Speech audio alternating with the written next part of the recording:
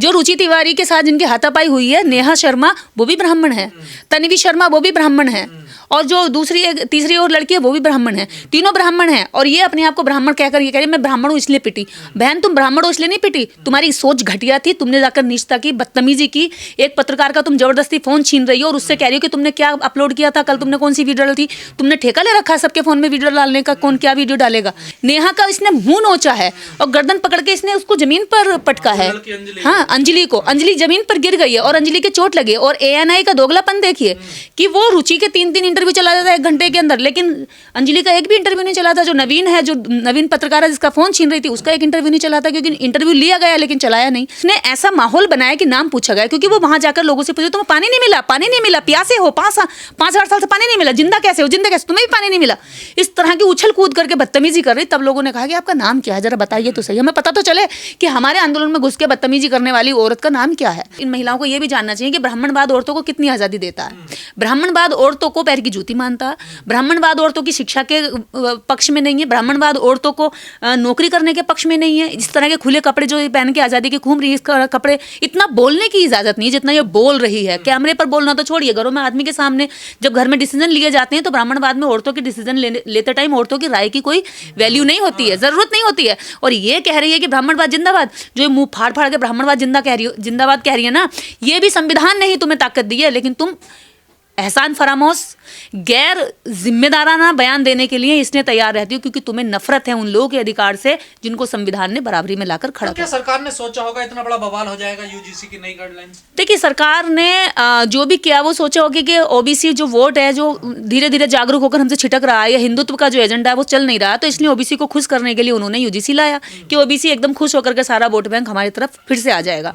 लेकिन ब्राह्मण को जो है ये बुरा लगा, क्योंकि ब्राह्मण हरी घास में छुपा हुआ इस तरह का हरा सांप की तरह रहता है कि वो जातिवाद करता है, बहुत मीठा मीठा जातिवाद करता है, ताकि लोगों को पता भी न चले, और सारे राइट्स भी छीनता रहे, आधिकारिक रूप से अधिकार छीनता है वो, ना कि वो डंडे से लाठी से चोट करता है।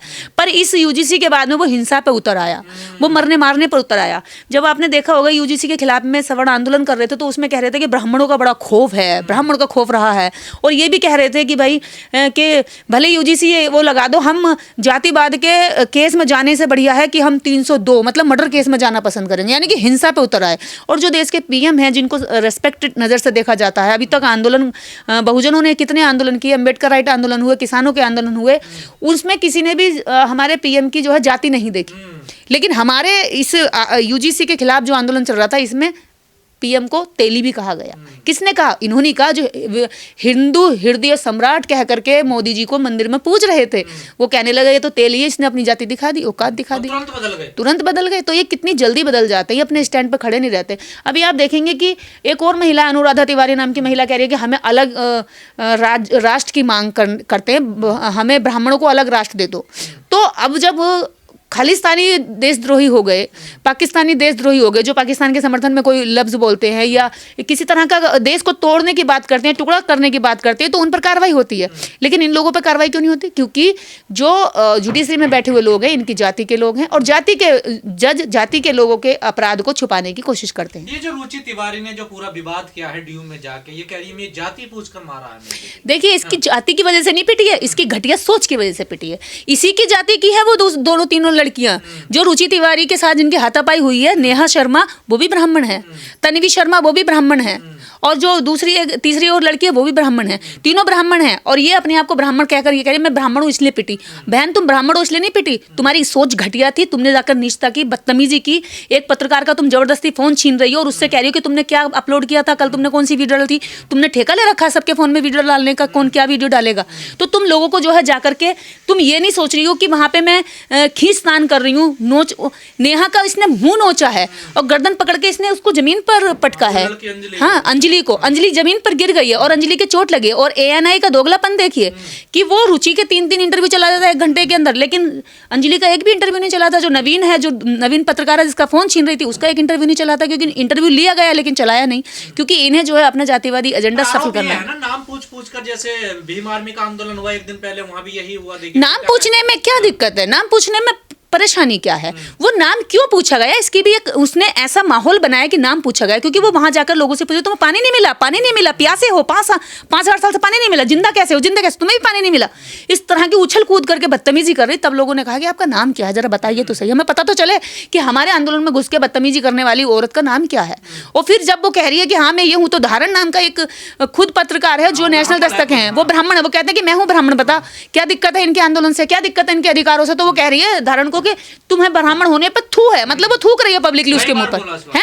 कितनी घिनौनी सोच की औरत है ये सोचिए, जब पब्लिकली इतना घिनौना चेहरा दिखा रहे हैं, तो ये जो बंद कमरों में या बंद क्लासरूम में या कॉलेज में यूनिवर्सिटी में या अपने जब ये अकेले में होते होंगे तो उन लोगों के साथ कितना बुरा जातिवाद करते हैं। की मीडिया ने एक नैरेटिव सेट करा कि नाम पूछ कर देखिए ब्राह्मण पत्रकारों को मारा जा रहा है, अगर यूजीसी के गाइडलाइंस अगर लागू होगा फिर क्या होगा। देखिए ब्राह्मण मीडिया तो करेगी ही नैरेटिव सेट, क्योंकि उन्हें पता है कि हम भी जो है जातिवाद के चलते ही यहाँ पर एंकरानी बन के बैठे हुए हैं, ना कि निष्पक्ष उनको जो है नौकरियां मिली हैं। जो आज देश की 100% मीडिया में जो कब्जा है वो भी इसी तरह के लोगों का, जैसे रुचि तिवारी है, जैसे और वो अनुराधा तिवारी है, ऐसी घटिया सोच के लोग ही मीडिया में बैठे हैं। और वो एंकरानी देश के मीडिया हाउस नहीं है, वो मीडिया हाउस इस देश के ब्राह्मण हाउस हैं। वो ब्राह्मणों को ऊंचा दिखाने का हमेशा कुप्रयास करते हैं और हमेशा सफल भी हो जाते हैं, क्योंकि अभी आप देखेंगे एक ही पक्ष को मीडिया चला रहा। रुचि तिवारी को बार बार डिबेट में बिठा रहे हैं, उसका बयान ले रहे हैं, लेकिन रुचि तिवारी की जिनके साथ झड़प हुई है उन लड़कियों को नहीं बिठा रहे हैं, है ना। जब आप किसी भी घटना की कोई सही जानकारी देना चाहते हैं तो दोनों पक्षों को बिठाया जाता है, कोर्ट भी दोनों पक्षों को सुनता है तब निर्णय देता है। लेकिन मीडिया कितनी दोगली है, कितनी जातिवादी है कि एक ही व्यक्ति को सुना रही है, एक ही पक्ष को पूरे देश को सुना रही है, एक ही पक्ष का दर्द दिखा रही है, दूसरे पक्ष की जो इसने बदतमीजी की है उसको नहीं दिखाना चाह रही है। रुचि तिवारी जैसे जो तमाम ये लोग हैं, इनकी हिम्मत देखिए ना, जाकर दूसरों के जातिवाद की हिम्मत है। देखिए आज तक इनके जो यूजीसी के खिलाफ में ये आंदोलन कर रहा था सवर्ण समाज, उसमें कोई भी बहुजन पत्रकार जाकर बदतमीजी नहीं किया। आपने भी कवरेज की और भी बहुत सारे लोगों ने की। मुझे नहीं लगता कि किसी ने इनके साथ इस तरह की अभद्रता करने की हिम्मत क्यों करते हैं, ऐसी हिमाकत, क्योंकि इन्हें पता पुलिस प्रशासन कोर्ट मीडिया इनके पक्ष में इनको बचा लेंगे। इन्हें पता है कि ये सदियों से बचते आए हैं, अपराध करते आए हैं और इनके ऊपर ये शोषण करने का अपना विशेष अधिकार समझते हैं। तो जातिवाद का नंगा नाच हो रहा ना। अरे जातिवाद का नंगा नाच आप देख रहे हैं ना, जातिवाद के नंगे नाच के चलते ही तो रुचि तिवारी आज एक्सपोज हो गई, क्योंकि वो कह रही थी कि मेरे कपड़े उतारने की बात की गई, लेकिन उल्टा हुआ जब वीडियो सामने आई तो पता चल रहा है कि जो रुचि तिवारी के समर्थक है वो अंजलि से कह रहे हैं कि चल कपड़े उतार, तेरी माँ को नंगा करेंगे तुझे, हैं पुलिस थाने तक में वो कह रहे हैं। आप ये देखिए जो सामने है उसको तो स्वीकार नहीं कर रहा मीडिया, और जो हुआ नहीं है उसकी कहानियों पर जो है उसको सच मान करके खबरों के माध्यम से देश को गुमराह कर रहा है। तो ऐसी दोगली मीडिया, ऐसी दोगली रुचि तिवारी और ऐसी जो चला रहे हैं, ऐसा नैरेटिव सेट कर रहे हैं, उनकी समर्थक हैं जो भी ट्रेंड भी चला रहे हैं, ये मैं देख रही हूँ सिंपैथी मिल रही है। तो ये सिंपैथी बटोरने वालों ने जब इस रुचि तिवारी से पूछा गया कि आपने जर्नलिज्म कब किया, तो उसे ये नहीं पता कि मैंने डिग्री कौन सी सन में ली, यानी कि जाने कितनी पुरानी डिग्री ली हुई है। कह रही 2021 के बाद हुई है और उसके बाद में भी उसे पता नहीं कि मैंने कैसा मुझे डिग्री को लग गए। तो ऐसे लोग जिनको ना जर्नलिज्म की पता ना इंसानियत की पता, मैं ये कहती हूँ अगर गुलामी चाहे आर्थिक हो, सामाजिक हो या फिर वैचारिक हो या शारीरिक हो, तुम्हें इंसान बनने से रोक लेती, वो तुम्हें इंसान नहीं रहने देती। और रुचि तिवारी जैसे लोग अभी इंसान भी नहीं बने हैं, इन्हें अभी इंसान अच्छा इंसान बनने की जरूरत है। तिवारी या मेघा जो लड़की दूसरे जो ब्राह्मणवाद जिंदाबाद के नारे लगा रही है, तो उनको पता नहीं ब्राह्मणवाद में क्या होता था। देखिए इन्हें पता नहीं है, ये बेचारी अभी इन लोगों ने जाना नहीं है। इनको जो ट्रेंड कर दिया गया है उधार की बुद्धि पर चल रही है। इनकी अगर अपनी बुद्धि काम कर रही होती या ये पढ़ लेती मनुवाद क्या कहता है, संविधान क्या कहता है, तो ये इनके ट्रैप में नहीं फंसती है। किराए की बुलाई हुई वो लड़कियां हैं जिनका अपना कोई आधार नहीं, अस्तित्व नहीं, अपना बुद्धि बल नहीं, और ये इस्तेमाल की जाने वाली वो मोहरा है। जो ब्राह्मण लड़कियों ने पढ़ लिया वो कहती हैं कि संविधान है तब हमें सम्मान है, संविधान है तो हमें सुरक्षा है। तो ये उन ब्राह्मण लड़कियों के साथ भी ये ब्राह्मणवाद होता, देश में मनुवाद होता, तो क्या रुचि तिवारी या मेघा जैसी लड़कियां ऐसे आती, ये माइक लेके बोल रही होती हैं, घरों में पड़ी हुई अपने पतियों के पैर दबा रही होती, अपने भाई की जो है इशारों में नाच रही होती, भाई इनको पीट रहा होता। मनुवाद ये कहता है कि स्त्री जन्म से लेकर मरने तक पुरुष के अधीन रहनी चाहिए। जब वो पैदा हो तो पिता के अधीन, बड़ी हो तो उसके भाई के अधीन, शादी हो तो उसके पति के अधीन, और जब बूढ़ी हो तो उसके पुत्र के अधीन। उसको मतलब आज़ाद जन्म लेने से लेकर मरने तक उसको आज़ादी नहीं होनी चाहिए। और यही मनुवाद आज तक कहता है। आप देखिए पुरानी बुजुर्ग औरतों से उनका नाम पूछ लीजिए, वो नाम बताती हुई शर्माती हैं, क्योंकि अपने नाम के टाइटल के साथ घूंघट रखती हैं, अपने नाम के साथ वो जीना का आज भी नहीं सोच सकती, हंसती हैं, उन्हें शर्म आती है अपना नाम बताते हुए, क्योंकि उनके नाम से उन्हें कभी पुकारा नहीं गया, उन्हें सम्मान नहीं दिया गया। वो ऐसे ही मर जाती, उन्हें पता ही नहीं चलता कि मेरा जीवन खत्म हो रहा है नहीं हो रहा है। तो ये जो मनुवाद है, ब्राह्मणवाद है, इसने औरतों को आज़ाद नहीं किया है, ये संविधान ने आज़ाद किया। और संविधान की आज़ादी को जब तक ये ऐसी बुद्धि से विकलांग औरतें जब तक नहीं जानेंगे तब तक ये मनुवाद का नारा लगाती रहेंगी। अच्छा, यूजीसी इतनी ज्यादा बौखलाहट क्यों है इन लोगों को? देखिए यूजीसी बौखलाहट ये जो कह रहे हैं ना कि निर्दोषों पे कार्रवाई होगी, डर ये नहीं है, डर ये है कि जो दोषी हैं वो अब बचेंगे नहीं, और दोषियों को ये हमेशा बचाते आए हैं, ये आदी हो गए। ये हैविचुअल कास्टिज्म की प्रैक्टिस करने वाले लोग हैं, और जब हैविचुअल हो जाते हैं तो उन्हें ये लगता है कि ये कोई जातिवाद का जो हम कर रहे हैं ये कोई बुरी चीज़ नहीं है, लेकिन उनके बारे में ये कभी नहीं सोचते जिनके साथ ये इस तरह का व्यवहार करते हैं। हमें तो पहले दोषी मान लिया ना। कैसे दोषी मान लिया? कैसे? कानून, कोई भी कानून है, मान लीजिए रेप का कानून है, मुझे उस रेप के कानून से डर नहीं लगता, क्योंकि मैं जानती हूँ कि मुझे उससे कोई डर नहीं। मर्डर का कानून है, वो मर्डर का कानून है, मेरे लिए वो बेकार है, क्योंकि मैंने कभी मर्डर करना नहीं है, मेरा इरादा नहीं है, मेरी सोच में नहीं है, तो मुझे मर्डर के कानून से डर नहीं लगता। आपराधिक कानून से कौन डरेगा? अपराधी डरेगा, जो अपराध करने की मंशा रखता होगा। तो तुम्हें डर इस बात का है कि तुम्हारा अपराध पकड़ा जाएगा, जो तुम अपराध कर रहे थे वो छुपेगा नहीं, तुम्हारे अब लोगों की नज़र में आ जाएगा और उस पर कानूनी कार्रवाई होगी और तुम पकड़े जाओगे। तुम अपनी आदत तो सुधारने से गए, लेकिन तुम अपनी आदत सुधारने के बजाय तुम कह रहे हो कि कानून खत्म करो। तो कानून तो देश के अंदर आज नहीं तो कल ये बनेगा। आज तुम रोक लोगे, लेकिन आने वाले टाइम में तुम कितना शोषण करोगे, कितना करोगे, लिमिट इसकी खत्म होगी कभी ना कभी, ये कल फिर बनेगा। और अगर जब ये बनेगा तब तुम्हारा क्या होगा? तुम्हें तो फिर भी ये छोड़ना पड़ेगा।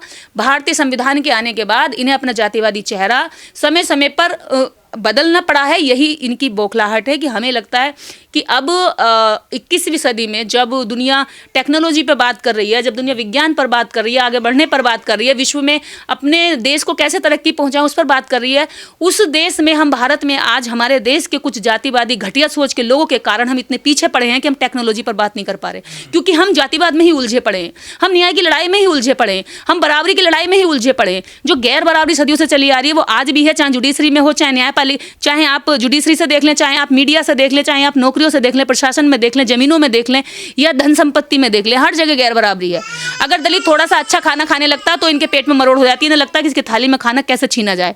तो यही जातिवाद है। हमें ब्राह्मण से, बनिए से, ठाकुर से कोई दिक्कत नहीं है, हमें है उस सिस्टम से दिक्कत, उस जातिवादी प्रैक्टिस से दिक्कत, जिस जातिवाद में एक समाज को, एक बड़े तबके को हमेशा दलन करने की आदत का आदी बना चुके हैं। रुचि तिवारी के आखिरी सवाल मेरा, कई ऐसी वीडियो वायरल हो रही है, हर प्रोग्राम में जाकर वो इसी प्रकार के, देखिए वो रुचि तिवारी वो इसी मनसा से जाती है। जब मेरी मनसा किसी को नीचे दिखाने की होगी तो मेरे सवाल नीचे दिखाने के होंगे, जब मेरी मनसा किसी को घटिया या किसी को बदनाम करने की होगी तो मैं उस तरह की प्रैक्टिस लेके जाऊंगी, उस तरह का दिमाग लेके जाऊंगी, विचार लेके जाऊंगी और प्रश्न लेकर जाऊंगी।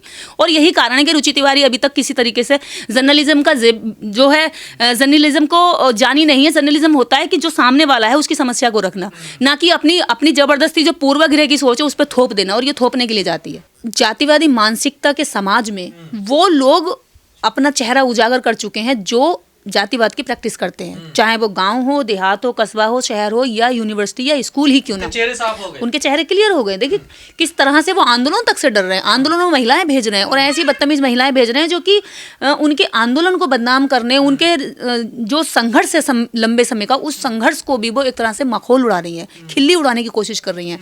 बार बार आप देखेंगे अभी एक रुचि तिवारी नाम की जो महिला है वो बार उसमें जाकर कह रही है पानी नहीं पिया, पानी नहीं मिला, 5000 से प्यासे हो, 5000 साल से पानी नहीं मिला। ये क्या है? ये महान सत्याग्रह आंदोलन जो डॉक्टर अंबेडकर ने किया इस देश के दलितों के लिए, अछूतों के लिए, अस्पृश्यों के लिए, ये उस आंदोलन का मजाक उड़ाने का वाहियात तरीका है, जिससे ये साबित हो जाता है कि ये लोग ना तो कभी जातिवाद छोड़ पाए और ना आगे जातिवाद छोड़ने की इरादा रखते हैं। ब्राह्मणवाद जिंदाबाद, महिलाएं नारे लगानी है, महिलाएं इसलिए नारा लगा रही है क्योंकि उन मूर्ख महिलाओं को पता नहीं है कि ब्राह्मण जिंदाबाद अगर रहेगा तो ये जो ब्राह्मण जिंदाबाद का नारा लगा रही है ना, कैंपस के बाहर आके जो मोरिस थाने के सामने लगा रही है, उस महिला को अगर ब्राह्मणवाद जिंदाबाद के नारे लगाने हो तो फिर ब्राह्मणवाद जिंदाबाद को फॉलो करो ना। वो पुरुषों के कंधों पे खड़े होकर जो आज़ादी की वो पैंट शर्ट पहन के जो ये नारा लगा रही है ना, ये ब्राह्मणवाद इजाजत नहीं देता है औरतों को, ये इजाजत संविधान देता है कि वो पुरुषों के साथ कंधे से कंधा मिलाकर अपनी बात बोल सके। तो ऐसा अगर वो कर रही है तो ये संविधान की बदौलत है, ना कि ब्राह्मणवाद की। और रही बात ब्राह्मणवाद का नारा लगाने के साथ साथ